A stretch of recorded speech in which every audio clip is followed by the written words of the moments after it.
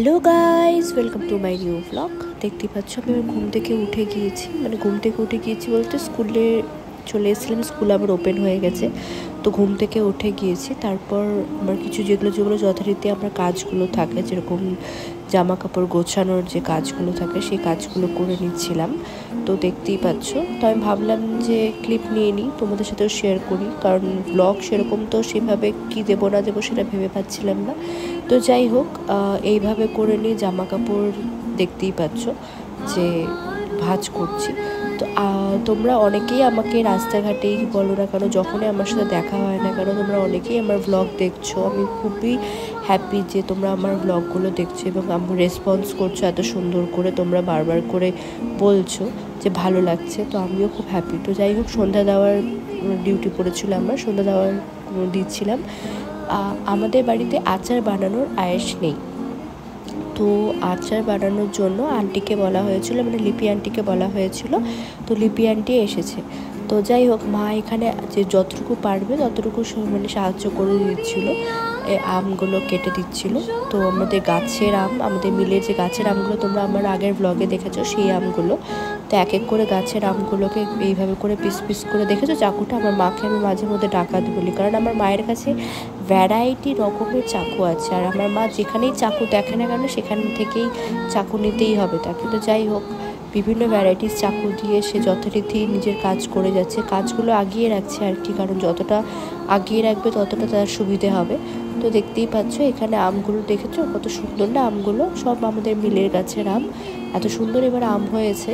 তো যাই হোক, কাঁচা থাকতে থাকতে সব পেরে নেওয়া হয়েছে, কারণ আমরা সবাই আচার রসিক। দু রকমের আচার হবে, একটা হলো এই যে কুচনো আচার, আর একটা হলো এরকম ডুমডুম যে আকৃতি করেছে আমের আচার। তো যথারীতি আমরা মা আর আমি গল্প করতে করতে আন্টি চলে এসেছে, দেখতেই পাচ্ছ। তো আমি সেরকম আন্টির ফেসের ক্লিপ নিইনি। তো যাই হোক, এখানে শুকনো লঙ্কাটা ভেজে নিচ্ছিল, আমি দূরেই ছিলাম। শুকনো লঙ্কা ভেজে নেওয়ার পর এখানে হচ্ছে মৌরি ছিল, তারপর হচ্ছে দেখতেই পাচ্ছ এখানে মৌরিটাও কত সুন্দর করে ভেজে নিচ্ছি, গোল্ডেন করে অল্প অল্প করে নিয়ে সমস্ত কিছু মৌরি টৌরি যেগুলো মশলাপাতি যেটা লাগে সেটা ভেজে নেওয়ার পর এখানে চিনিটা হচ্ছে তোমার কড়াইয়ে দিয়ে দিয়েছে, কারণ চিনি দিয়েই তো যেহেতু হবে মানে আচারটা, তাই জন্য চিনিটা কড়াইয়ে দিয়ে দিয়েছে। চিনিটা কড়াইয়ে দেওয়ার পর এটার মধ্যে হচ্ছে জল দিয়ে দিয়েছি, কারণ এই জল দেওয়ার পরে মানে শিরাটা, যেটা মেন শিরা তৈরি করা হবে সেই শিরা, কারণ সবাই বিভিন্ন রকমেরভাবে আচার বানায়, কিন্তু আন্টি এভাবে আচার বানায়।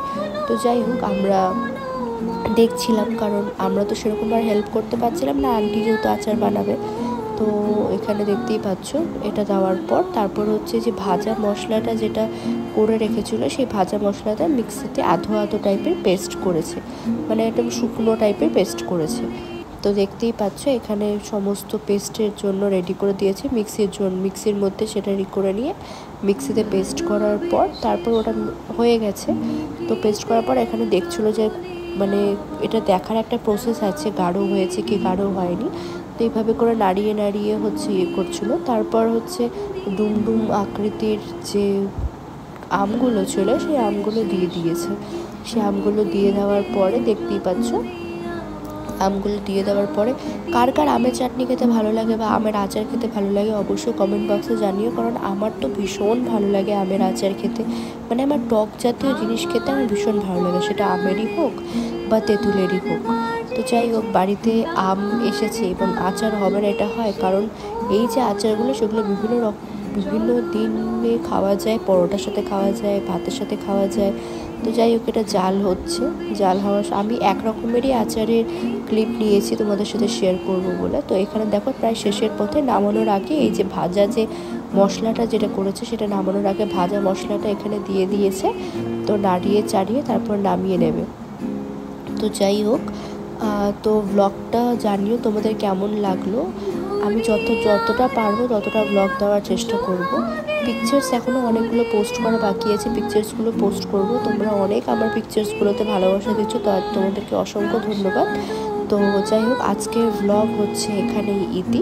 তোমরা জানিও ব্লগটা কেমন লাগলো, এবং আরও কোনো রিকোয়েস্ট থাকলে তোমরা অবশ্যই জানিও, কোনো ব্লগ তোমাদের যদি দেখার থাকে। তো বিভিন্ন রকমের রিকোয়েস্ট জানিও, তাহলে যদি আমার মনে হয় তাহলে আমি অবশ্যই সেটা পূরণ করার চেষ্টা করব। তো ব্লগ আজকে এখানেই ভালো থেকো, সুস্থ থেকো, টাটা।